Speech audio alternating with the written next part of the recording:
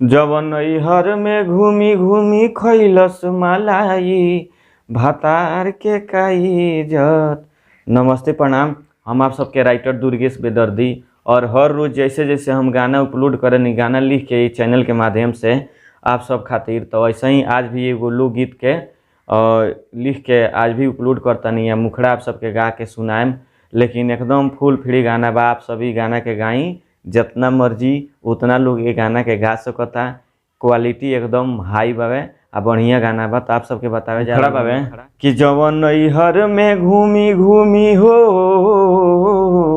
आ जवन नैहर में घूमी घूमी खैलस मलाई, भातार के काई इज्जत करिए भाई, भातार के काई इज्जत करिए भाई। स्कूल के पीछे जवन कैलस पढ़ाई, भातार के काई इज्जत करिए भाई। ई मुखड़ा रहला। अंतरा बावे कि खाली नैहर जाए खातिर करी बहाना, घर में टाइम से कबो बनाई नहीं खाना। हो खाली नैहर जाए खातिर करी बहाना, घर में नाही टाइम से बनाई कबू खाना। केहू जान नाही पाई हो, आ केहू जान नाही पाई ओकर चतुराई, भातार के काई इज्जत करिए भाई, भातार के काई इज्जत करिए भाई।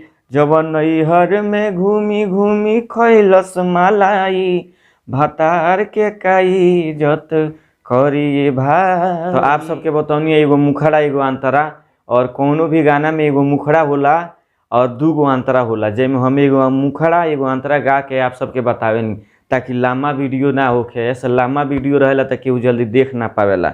हम चाहें कि छोटा वीडियो बनाई, और जे भी कलाकार गावे चाहता ये गाना के, अगर ये गाना पसंद बा तो हमारा नंबर पर कॉल कर सकता है। स्क्रीन पर लगा दिहल बा नंबर।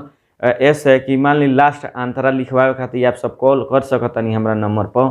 और एक से बढ़ के एक हर रोज चैनल के माध्यम से, ये मैंने हर रोज का एक दो दिन अथरिया के, चाहे अपना मर्जी के ऊपर बावे।